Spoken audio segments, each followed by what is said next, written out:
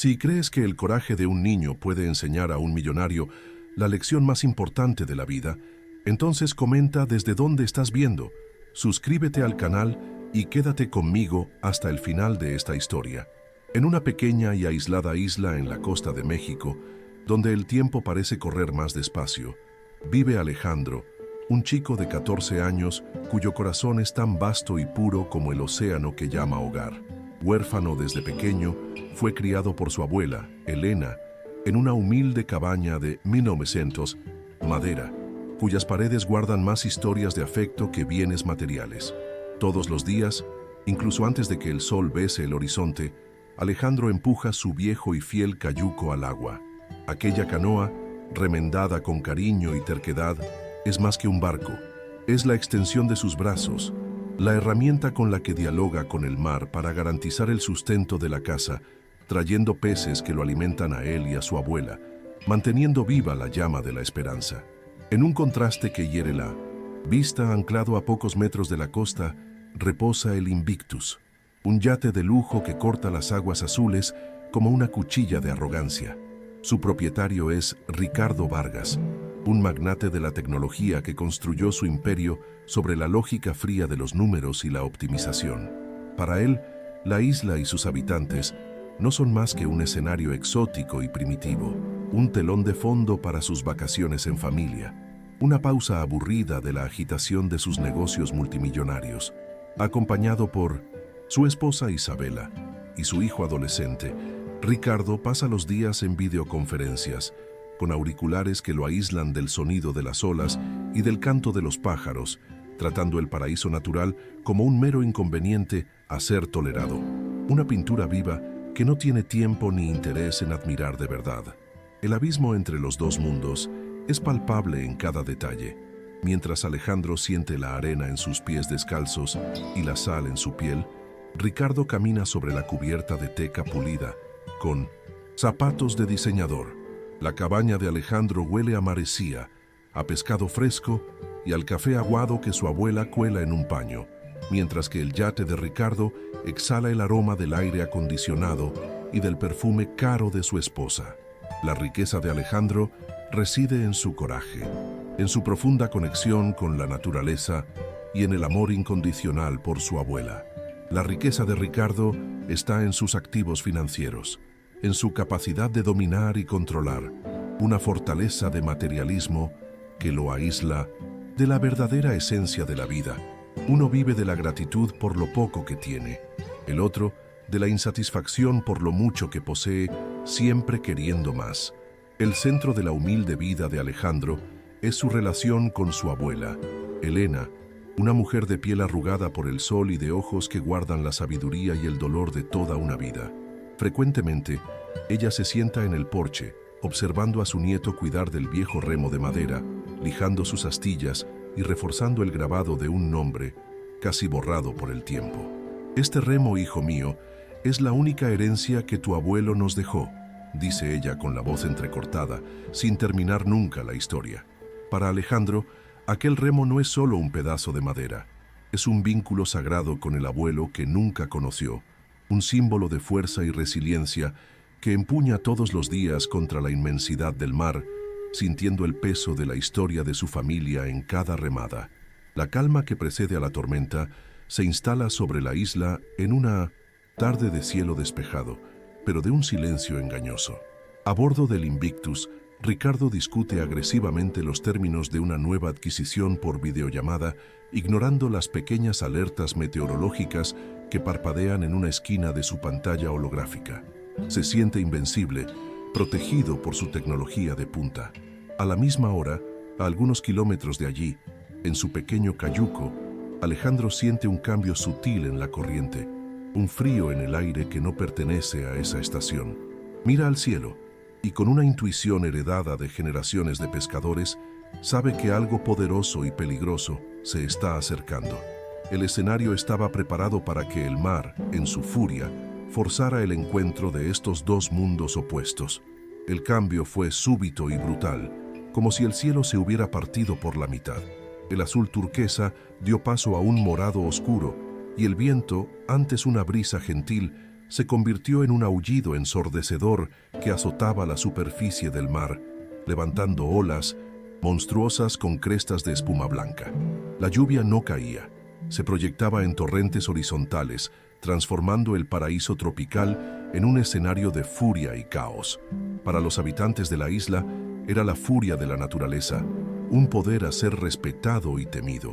Para Ricardo Vargas, a bordo de su yate, era un fallo de predicción, una anomalía irritante que su tecnología debería haber anticipado y permitido evitar. Él todavía creía estar en control, una ilusión que estaba a punto de hacerse añicos contra las rocas. A bordo del Invictus, la confianza de Ricardo en su superioridad tecnológica se deshizo en segundos. Las luces LED parpadearon y se apagaron. Los motores de última generación se ahogaron y silenciaron, y las pantallas que antes mostraban datos globales ahora solo exhibían la oscuridad. Una alarma estridente sonó por un instante y luego murió, dejando a la familia en el silencio aterrador del rugido del mar. El yate, una maravilla de la ingeniería, se convirtió en una cáscara de nuez indefensa, arrojada a merced de las olas.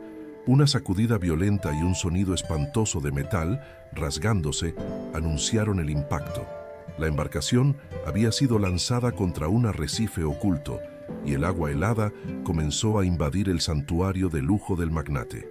El pánico, una emoción que Ricardo despreciaba, se apoderó de todos.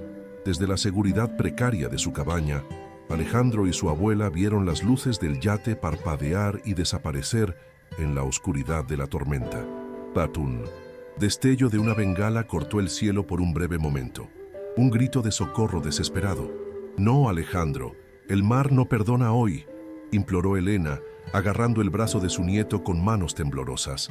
Pero Alejandro no veía el peligro. Veía vidas en riesgo. En sus ojos no había miedo, solo una determinación inquebrantable, una responsabilidad que parecía haber nacido con él. Se soltó suavemente del agarre de su abuela, tomó el remo de su abuelo y, sin decir palabra, corrió hacia la playa, empujando su pequeño cayuco contra la furia de las olas, un David de madera contra un Goliat de agua y viento. En la cubierta inclinada del Invictus, mientras el agua subía por sus tobillos, Ricardo sostenía a su esposa e hijo, la desesperación carcomiendo su fachada de arrogancia.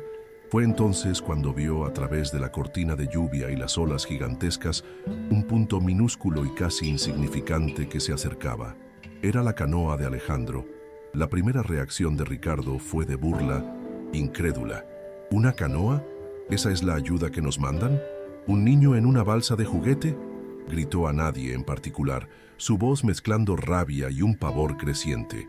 En su mente, esa visión era la prueba final de la inutilidad de aquel lugar primitivo, una broma de mal gusto en el momento más aterrador de su vida. La última e improbable esperanza era también, a sus ojos, la más patética.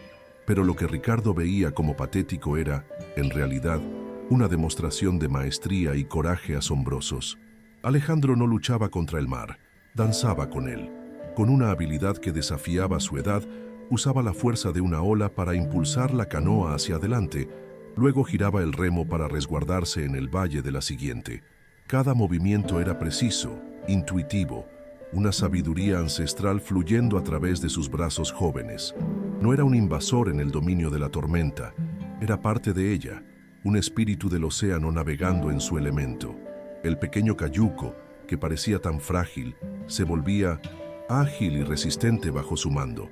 Una aguja habilidosa, cosiendo un camino a través del tejido rasgado de la tormenta para alcanzar el corazón del peligro. Al llegar al lado del yate que naufragaba, la imagen de Alejandro era casi fantasmagórica. No gritó en pánico. Su voz era firme y clara, cortando el ruido de la tormenta. «La mujer y el niño primero», ordenó, con una autoridad que silenció a Ricardo. El magnate, que comandaba a miles de empleados, se encontró obedeciendo sin cuestionar a un chico de 14 años. El traslado fue aterrador.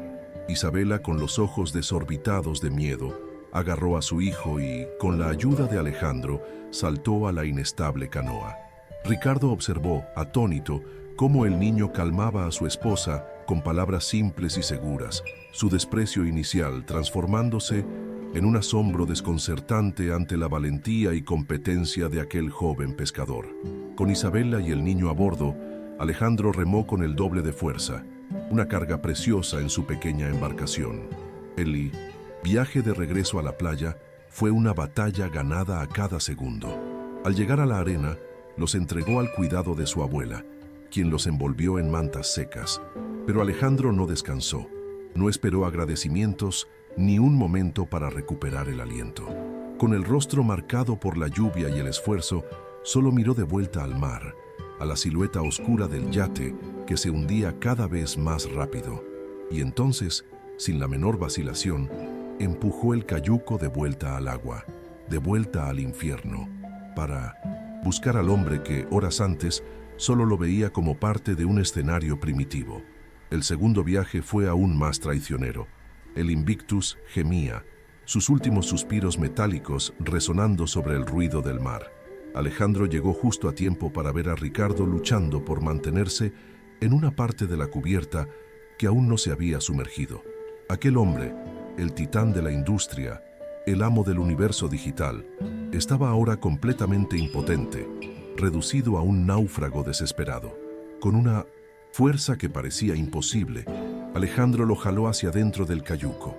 Ricardo se desplomó en el fondo de la canoa, empapado, tembloroso y por primera vez en su vida adulta, totalmente a merced de otra persona.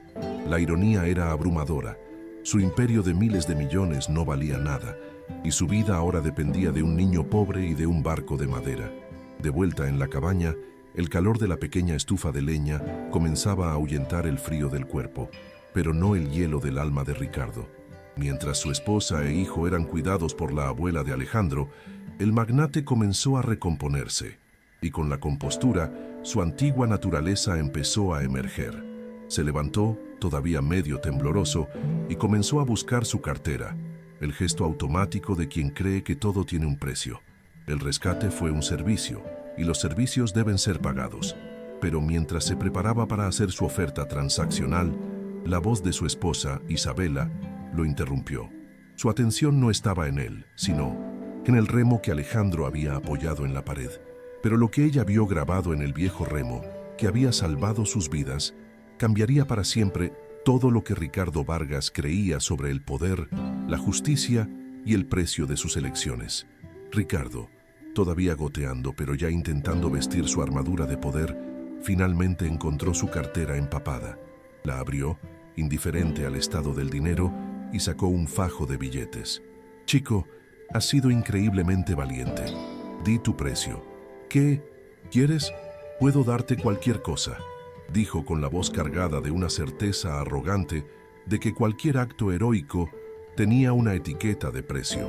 Alejandro solo negó con la cabeza, mirando el dinero como si fuera un objeto extraño, sin valor alguno en su mundo.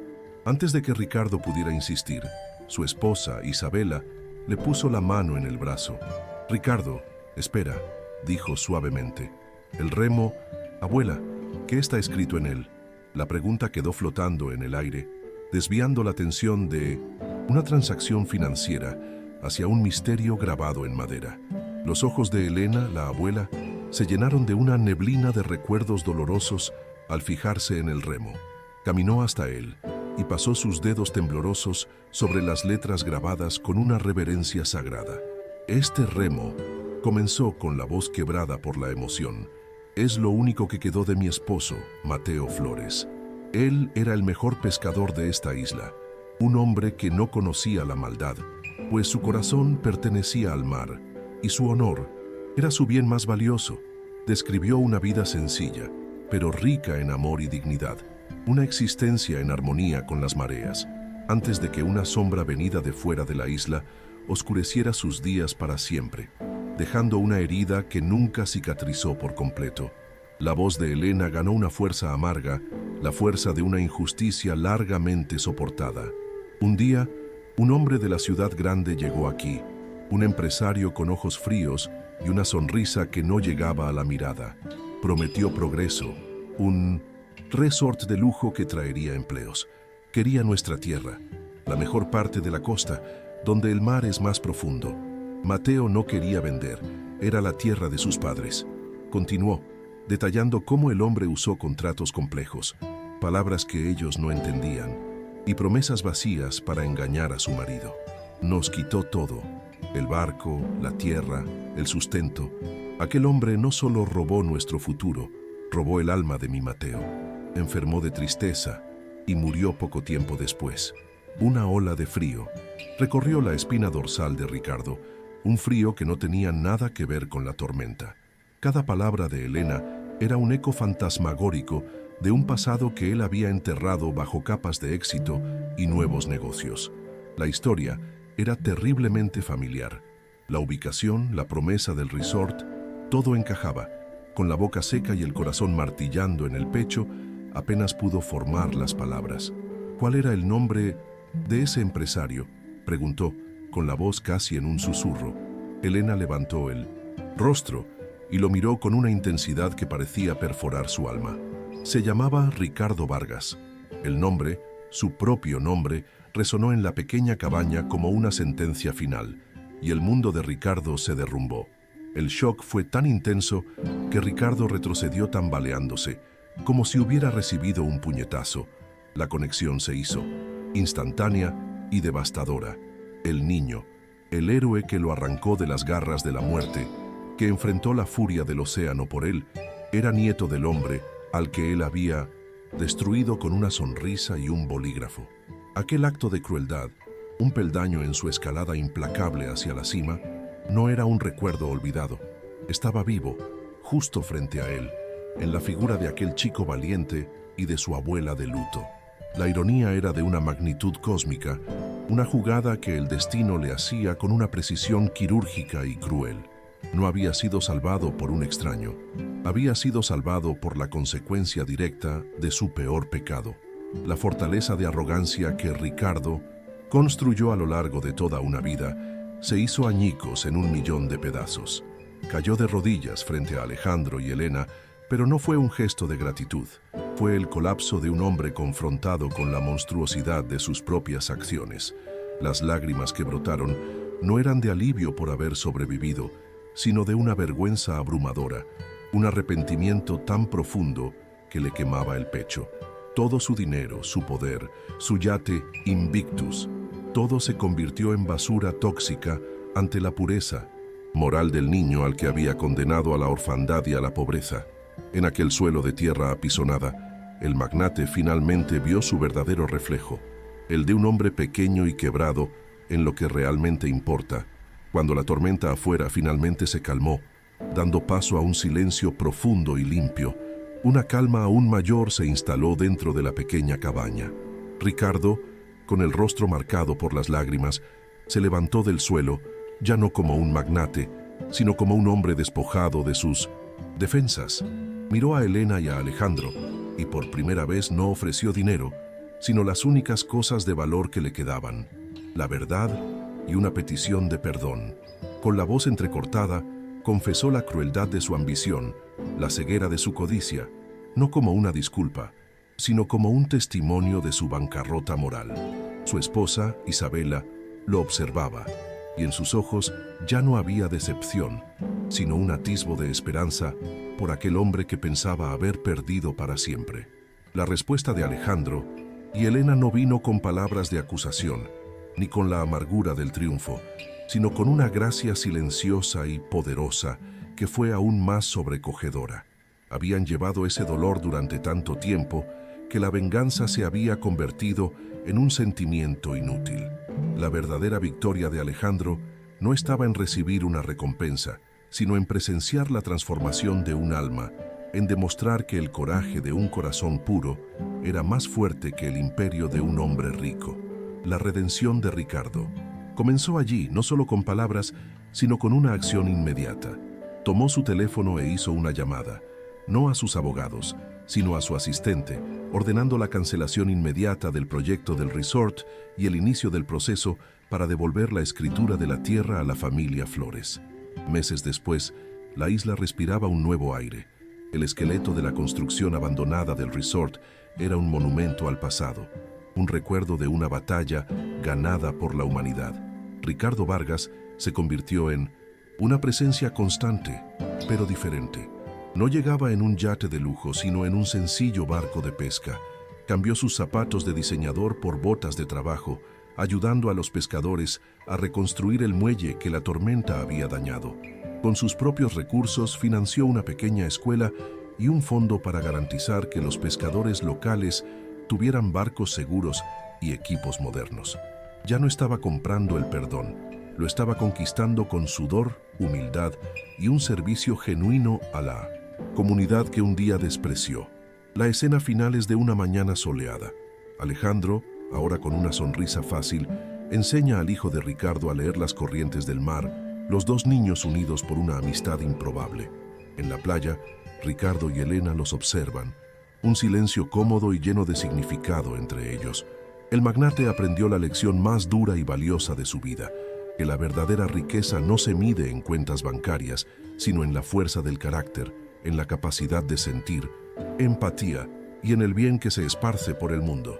El coraje de un niño en una pequeña canoa no solo salvó 3 vidas de la furia del mar, salvó un alma de la oscuridad de la codicia.